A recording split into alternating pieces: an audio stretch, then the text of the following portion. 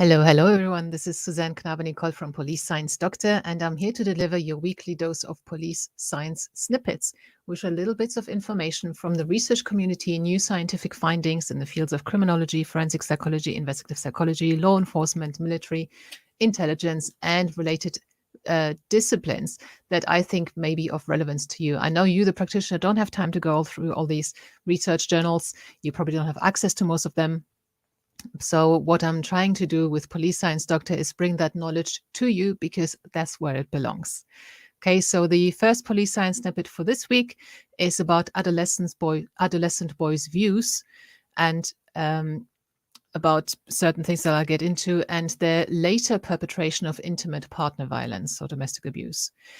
It was found that boys who believed they would gain peer respect by having sex and boys who reported getting drunk in the last 12 months, regardless of how often they got drunk, were significantly more likely to report perpetrating sexual IPV, intimate partner violence, in young adulthood compared to boys who did not endorse either of these factors. So this is about whether they are in an environment or in a peer group where they think they're going to gain respect by having sex.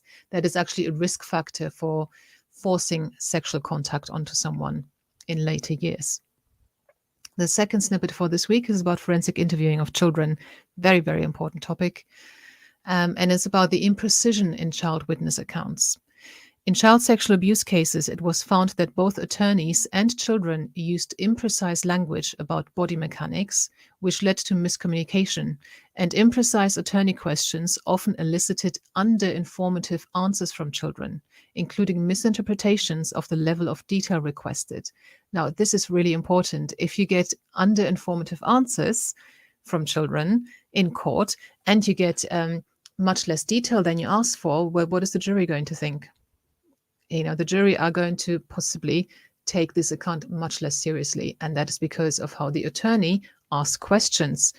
So it shouldn't just be police officers who need, and in the UK they have training to forensically interview children.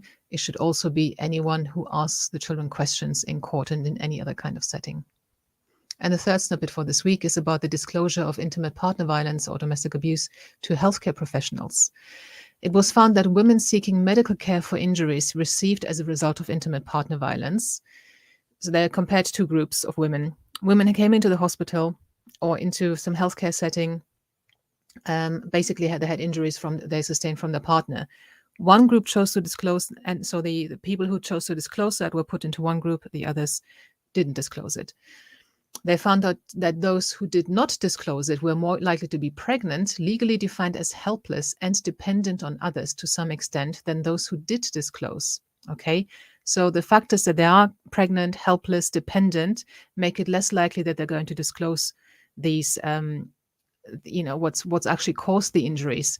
So if you're working in a healthcare setting, you're seeing someone who has injuries, you're probably giving some kind of explanation for them, but you discern from your communications and the information they do give that they are to some extent dependent on others, helpless, and these other risk factors, that there's a higher chance that the injuries are actually caused through criminal abuse by their partner than if they were in a more of an agent, their own agent of their master of their own actions and had more power and control in their lives. So these are the three snippets for today. If you're already on the Police Science Doctor email list, you will get these into your inbox in about 1.5 hours. I send out these 3 snippets every week to everyone who's on the list. It's free to join, and you've got the links to the original research in there as well.